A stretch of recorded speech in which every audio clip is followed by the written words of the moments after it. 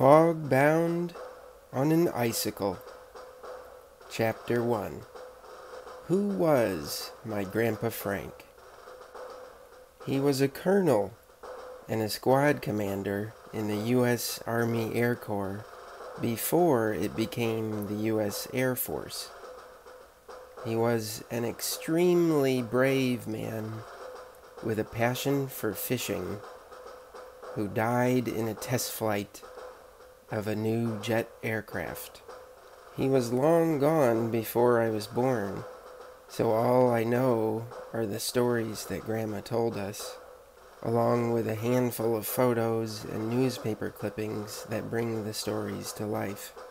Although I've always thought his story was cool, I only recently decided to study the evidence and piece together more of his story. Frank grew up on a farm in Texas. He was fascinated by nature and spent most of his time at the local ponds and streams admiring the wildlife. He had a passion for fishing, and there are plenty of photos of him fishing through to his adult years. The pictures of him fishing show him with a big smile on his face and holding up his catch of the day for the camera. He went to St. Mary's University and was headed for an early career in service to his country. A Texas native, he was tall and handsome and spoke with a slow southern drawl. The more emphasis he wanted to place on something, the slower he would talk. One night, Frank and his friends were invited to a neighborhood gathering put on by the mother of one of Grandma Dorothy's friends. Grandpa offered to keep her company. The couple had locked eyes, and Frank said to the hostess, "Can you play on without us?" You see, in those days, with young men going off to serve their country, the time seemed very precious. Frank was headed to the Pacific Northwest, so Grandma gathered her birth certificate, packed her bags, and bought a bus ticket to meet him in Bakersfield. Her mother called Grandma's employer at the bank to let him know she wouldn't be back. His destiny was to be an airplane pilot. He had an adventurous spirit and was perhaps a bit of a daredevil. He rose through the ranks to lieutenant colonel very quickly and was given command of a squadron. Most of his mission details are unknown to us, either lost in time or never divulged. There is one mission we know about, though. Through photos and news clippings, we know that he was in the Aleutian Islands campaign during the defense of the Northwestern Front in or around the year 1942. This was one of the most deadly battles in the Pacific Theater in terms of percentage of troops, of enemy troops killed.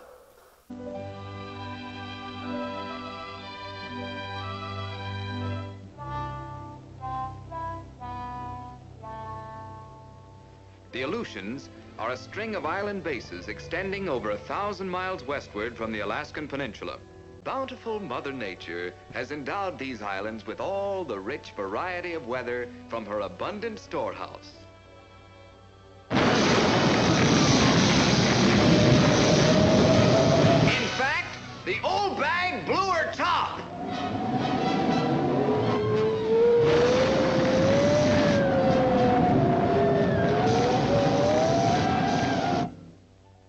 My gracious, such conditions are almost unbelievable. Nevertheless, that's the conditions that prevail. Another factor that complicates life here is the thick, gummy mud peculiar to this region. I don't mind the mud, but George hates it. Claude don't like it neither. It often gets quite breezy up here. However, these willy-waws, as they're called, die down as suddenly as they arise. Airstrips present a serious problem.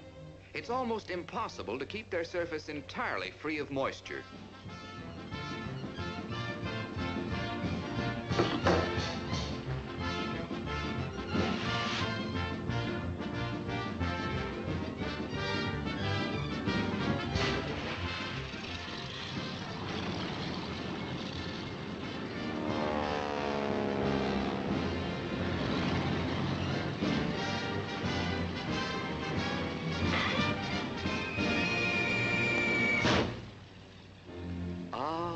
Life in the Aleutians. But that's the way things are up here. Unbelievable conditions. Unbelievable. Oh. Nevertheless, that's the conditions that prevail. After 131 hours of combat flying and many bombing runs over enemy installations on Kiska and Attu Islands, Lieutenant Colonel Frank of San Antonio now is stationed in Boise, Idaho. He has spent nearly 7 months in the Aleutian Islands theater of war. The climate on the islands was brutally cold, and most of the men were under-equipped and underdressed. So by the time most of them were able to return home, they were considered unfit for duty because they had either fallen gravely ill or developed psychological trauma. My grandpa Frank, however, said he wanted to go back for more fishing. Quoted as saying, "By the way, after the war, I'm going back to that area for some more fishing. Man, what trout! They're all as long as your arm." Frank was well liked by everyone he met. He had a great sense of humor, and Grandma would say that he never met a stranger. He was, however, notoriously bad at remembering names, and called all of his men Joe. He even wanted to name his firstborn daughter Joe, but Grandma compromised, and they named her Joan. Later in life, when he had a wife and 5 children, he was offered an exciting but dangerous assignment. His commander said, "You better talk it over with your wife, but you'd be a damn fool to go up in this one."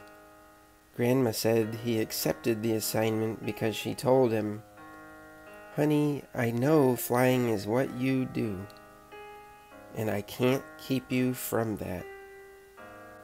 In hindsight, maybe she should have, because that test flight would prove to be his last. If you were to ask my Grandpa Frank, was there anything special about him, he would probably give you a funny and humble answer, something like that there was nothing special about his hide and nothing different compared to anyone else.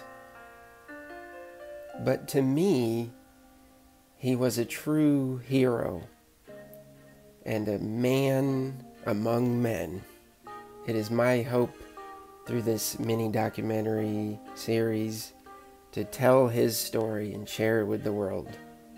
So thank you for watching this first chapter of the stories of my Grandpa Frank, fog-bound on an icicle. Please stay tuned for the next episode, and until then, this has been Mark the Martian, over and out.